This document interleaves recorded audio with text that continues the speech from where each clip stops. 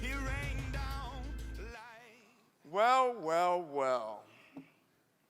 Is OCSEA in the house? Yeah! It is great to be back in my home state, Ohio. I am a true Buckeye through and through, make no mistake about it.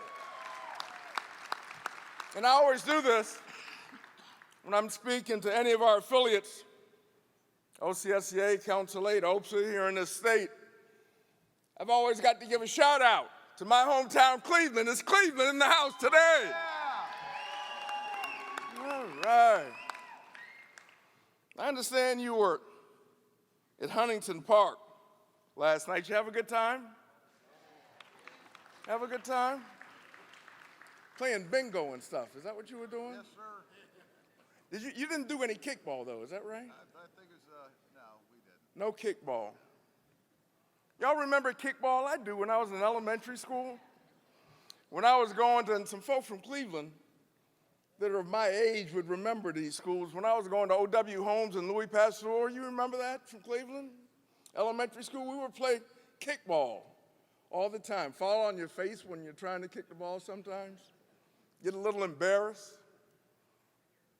I am so pleased to be here. I really am. Glad to be here with my fellow Buckeyes. I want to give a shout out to my partner. Not only is the president of OCSEA, but he serves on the International Executive Board, provides us advice, not only here in Ohio as a leader, but he's a leader across the country, and that's Chris Mabe. Give him a round of applause for what he does every single day. And I want to give a shout out to all the officers and board members. Rocky, who's on our judicial panel. I want to thank you mostly for the work that you do, for the commitment that you show, for the dedication that you give to your jobs and to your communities every single day. Give yourselves a round of applause for working like hell for the communities all across this state. All right. Grateful, and your union is grateful for everything that you do, for your commitment to public service, for your loyalty that you show to OCSEA, for speaking with a loud voice and fighting every single day with a proud heart. I'm grateful for everything you've done to make OCSEA such a powerhouse. You're seizing the moment. You are seizing the moment right now to build our union and to build our movement. OCSEA is a union that knows how to build leaders and train activists. Look no further than your stewards conference a few months ago. How many of you attended that? Okay. One of your biggest ever events with 400 members attending that conference, more than half of them participating in their first union function. That shows health. That shows vitality of this great organization here in Ohio. Now, OCSEA is a union that will work with anyone, even employers whom we often tussle with, when our values and our goals are aligned. Your innovative partnership with the Department of Rehabilitation and Corrections to recruit qualified people to work in our prisons is a huge step in addressing staff shortages that compromise public safety. We've got to do that. We've got to be creative. OCSEA is a union that believes in investing in members and investing in their future. That's why you've been on the front lines of developing the free college benefit that has changed the lives of thousands of AFSCME families over the last few years. And now you're extending even more opportunity for members to enhance their skills with the addition of a 4-year program through Central State University. Give yourselves a round of applause for doing that, understanding the importance of education. OCSEA is also a union that helps prepare communities when they've been devastated by tragedy. Whether it's helping to restore and rebuild following the tornadoes this spring or showing your generosity toward families affected by the mass shootings just a few weeks ago in Dayton, Ohio. OCSEA has been there for your communities across this state. And OCSEA is a union of courageous, resilient men and women who have fought for their rights in the face of ruthless, and I mean ruthless, political attacks from corporate special interests. Your commitment to the AFSCME Strong campaign, to internal organizing and one-on-one communication has allowed us to stare down some of the biggest challenges in our union's long and proud history. You know, it was 15 months ago that the United States Supreme Court handed down its decision, Janus versus AFSCME Council 31, a case brought by CEOs and billionaires for CEOs and billionaires. And in a 5-4 decision, the court tossed out decades, more than 40 years of precedent, and made the entire public sector right to work. Not state by state, but in one fell swoop, 5 justices made the entire public sector across this country right to work. Now, when that happened, when the court made that decision, a lot of folks thought that we were just going to limp off and die somewhere. Even our friends thought that this might be the writing of our obituary. And our enemies were getting ready to literally dance on our grave. But you know what? They don't know who we are. They don't know you. They don't know AFSCME. They don't know the 1.4 million members across this country who are fighting like hell every single day for their union. They don't know us. They don't understand. They don't understand what we're made of. They don't get how we roll. We don't hand over our rights. We don't hand over our freedoms. And we don't walk away from our seat at the table. What do? We stand up, we make our voices heard, and we fight every single day. Now, since the Janus decision, the same dark money groups that brought the case in the first place, they've been running these dishonest drop campaigns, trying to get us to turn on each other, trying to get us to walk away from our union. They've called us, they've emailed us, they've targeted us with Facebook ads, and even in some cases, they've had the nerve to come to our homes and knock on our doors.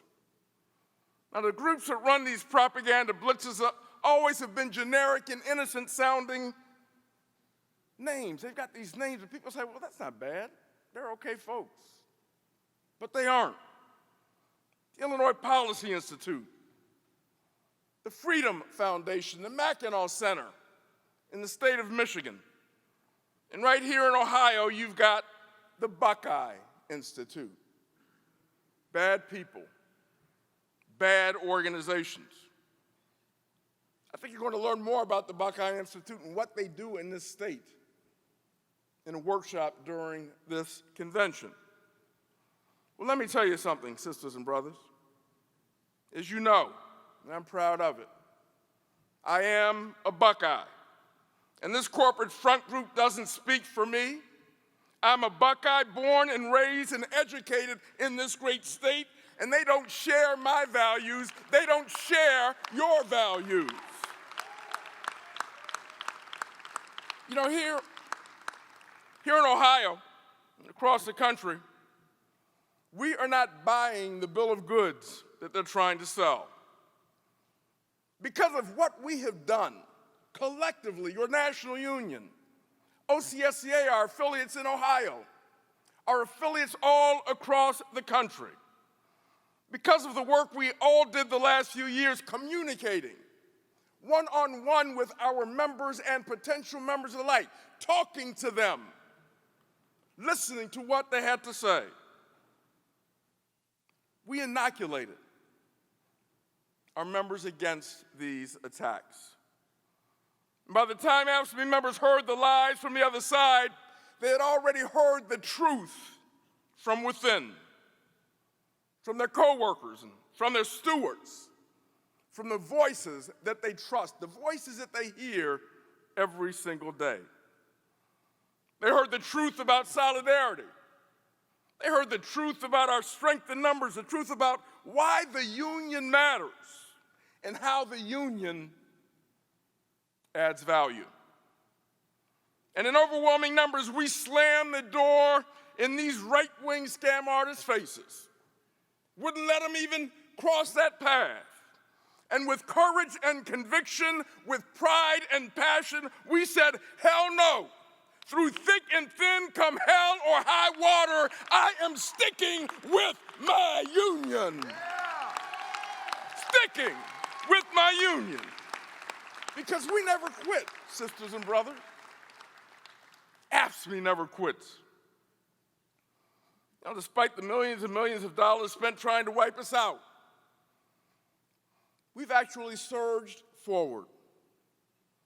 Throughout the past year, we have gone aggressively on offense across the country, with momentum on our side and powerful wind at our backs, because this is our moment. Make no mistake about it. This is our movement. We've got to defend it.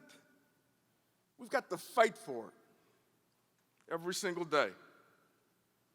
You heard Chris talk about Nevada, where we played very heavily in the elections last year in electing a state legislature that supported working families, where we helped elect a governor who supports working families. And both the state legislature and the governor pledged that if they were successful in sitting in those seats after the election, they would pass collective bargaining for state workers in Nevada. They didn't have a seat at the table like you do. They couldn't bargain collectively over wages and benefits and working conditions, safety and health issues. Didn't have that seat at the table.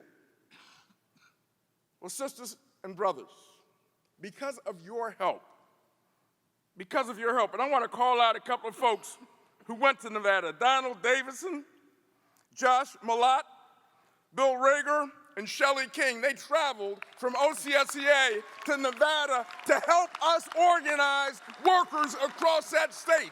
And because of what we were able to do in the elections last year in Nevada, guess what? We now have state collective bargaining for state workers, and we are organizing 20,000 state workers into our great union. And last week, we filed the first petition in the corrections unit. It's corrections in the House. Yeah. All right? Filed the first petition in that unit. And we're going to organize 20,000 state workers in Nevada. You know, we're continuing to pile up big wins across the country.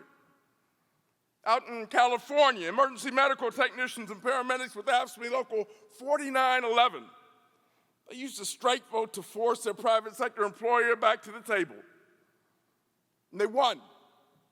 They won a groundbreaking standard-setting contract that includes raises of up to, get this, I don't want to make you jealous or anything, but they received over a 3 or 4 year period increases of, I'm not telling you any lies here, believe me when I say this, 43%.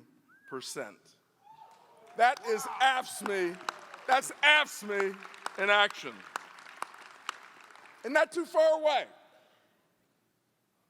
the great state of Illinois, our sisters and brothers were under the thumb of a guy named Bruce Rauner, who was the governor. Notice I said was the governor. He was one of the most vicious and spiteful anti-union governors in the country. Matched up real well with Scott Walker, okay? He froze our pay, he walked away from the bargaining table. He left us and our members, those state employees, working without a contract for 4 years. But you know what? Those members in Illinois, they stuck it out. They fought back. They stuck together. They stuck with their union. And last November, we beat Rauner like a drum. He is no longer the governor in Illinois. And everybody remembers Scott Walker. He kind of started the attacks on public service workers, taking away collective bargaining in that state. But we got together with our friends and allies in the state of Wisconsin last year, and Scott Walker is now walking the unemployment line. He is no longer the governor in Wisconsin. This is what we do. This is how we fight back every single day. You know, I really feel it traveling across the country. I really believe in this moment that we have. You heard Tim Berger talk about the fact that 64% of Americans believe that unions serve a vital role in this country. 64%. That's the highest that it's been for many, many, many years. You look, it's what's happening across this country, the solidarity that's being shown. When the teachers go on strike, wearing those red shirts in the reddest of states, and they win because of solidarity. When UFCW, United Food and Commercial Workers, go on strike in the supermarkets in the Northeast, and they bring the community together, and they win because of solidarity. You look at Unite Here, who was instrumental, by the way, in supporting us in Nevada for collective bargaining for those state workers. They had a strike at Marriott. They had a simple and clear slogan. And that slogan was simply this: one job should be enough. And they won that strike. There is something that's happening in this country where all of us are standing together in solidarity, fighting the good fight, saying that we've got to unrig this economic system. We've got to have a seat at the table. Sisters and brothers, we've got to continue that kind of momentum through 2019 and 2020 and beyond. Now, I want you to listen very closely to what I'm getting ready to say and reflect on the words that I am sharing with you. You know, even with all of our recent successes, these are still challenging times. They are challenging times for our union. They are challenging times for working people, for the entire nation. As we lean into the important tasks at hand, we all need to recommit to the basic principles that define all of us, that guide us, that inspire us every single day. You know, your union, AFSCME, is as diverse as the country we serve in every possible way. And that diversity is truly what makes us strong every single day. We are multiracial. We are multicultural. We are Democrats. We are Republicans. We are independents. We are progressives. We're moderates. We're conservatives. That's who we are. That's who this AFSCME family across the country truly is. But what unites us is a set of core values: public service in the common good, community security, vitality and cohesion, respect for our neighbors, and respect for each other. And I believe we have a responsibility to speak out clearly and emphatically anytime those values that all of us believe in are threatened. We have that responsibility because of who we are, because how our union was forged, our history. Just think about it. We're the union of 1,300 African-American sanitation workers in Memphis, Tennessee, demanding dignity by declaring in 1968, "I am a man." We're the union that led the first strike ever in San Jose, California, nearly 40 years ago, to demand equal pay for women. We did that. We are the union that stepped up. We're the union that always fought for justice, that has always rallied all of us around our common humanity, our common humanity. We're the union that believes in freedom, equality, and opportunity for all. We treat everyone with dignity and respect. We're committed to tolerance and inclusion. We believe in solidarity, the idea that an injury to one is an injury to all. We walk with that feeling every single day, with those beliefs every single day. We welcome everyone, and we exclude no one. And in doing our jobs, we serve everyone, and we marginalize no one. Regardless of race, creed, or color, no matter your religion or ethnicity, your national origin, or your immigration status, young or old, or even in between, whatever your sexual orientation or gender identity, whether you have a disability or not, and no matter what your personal politics are, we are a family. That's what union is all about: solidarity, standing up for one another, protecting one another. Because this is what we're about. I believe we're obligated to speak up in the face of any kind of injustice. We're obligated to say something when our differences are exploited rather than being celebrated. When people take every opportunity to divide and distract. I want to repeat that. When people take every opportunity to divide and distract us. You know, public service is a calling. I don't have to tell you that. You believe it, you know it. You experience it every single day. Whether you're a social worker or a corrections officer, whether your job is in road maintenance or environmental stewardship, it's in our nature to bring people together, not separate people, but to bring people together, to help heal in moments of crisis, to make our communities safer, to make our communities healthier, to make our communities stronger.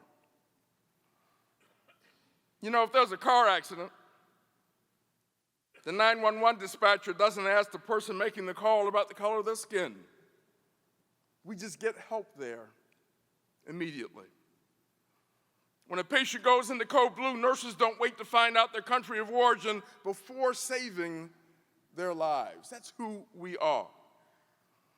And when corrections officers are trying to defuse a tense situation, they know that any kind of racially charged language can lead to a prison riot that puts lives at stake, at risk, including their own.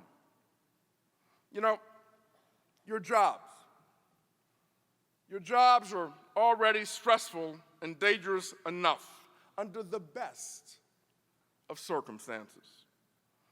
But when people try to fan flames of division, it makes our work nearly impossible. Makes it tough. Makes it hard. You know, their goal is to distract people from the real challenges we face. It's about income inequality that we've got to deal with, wage stagnation, a rigged economy, retirement security, failing schools, and many more issues that confront us, that confront you, that confront working people all across this country. So I've got to say this, and I hope you agree. We will not be distracted or diverted from the important task at hand. We will call out anyone who tries to make us turn on one another, divide us when we need to be together. And we will not let anyone, and I don't care if they're bosses or billionaires, if they're mayors, if they're school district representatives, or even if they are the President of the United States. We will not let them divide us. We are better than that, sisters and brothers. We are AFSCME. We're better than that. No one will keep us from speaking out and doing our jobs. But isn't that what we've always been? That's who we are. That's what all of us believe in. Fairness. Fairness and freedom. Social justice and racial justice. Dignity and decency. Service and solidarity. That's our bottom line. That's what gets us out of bed every single day. That's what animates us. That's what motivates us. Sisters and brothers, we are AFSCME, and you've heard me say this before. We are the baddest ass union on the face of the earth. Make no mistake about it. Think of all the battles that we have won, the fights that we have engaged in to improve our work lives, to improve our communities and families and friends all across this great state, all across this country. I want to say this, and I want to be real clear. We will not waffle or waver or walk away from our core identity. We will not compromise our convictions. We will never, ever abandon all of the things that make us AFSCME strong. We will stand tall. We will walk proud, speaking up for everyone, fighting for everyone, backing down from no one. We don't back down. We accept the challenges every single day. We've got to continue to rise up, and that was the theme of our convention in Boston. In 2018, how many of you were there? It's a great convention. We had those union signs that we held up saying that we are union. We've got to rise up. We've got to continue to make our voices heard. This is our movement. This is our moment. We've got to take advantage of it. We have got to engage fully because we care. We care about our union, we love public service, and just as important, we love our country, and we're going to continue to fight for everything that we stand for. We're going to continue to fight for everything that we believe in. We will continue to rock and roll every single day. OCSEA, are you ready? Yeah! Are you ready to fight? Yeah! Are you ready to make your voices heard? Yeah! Then let's get the job done. Thank you very much.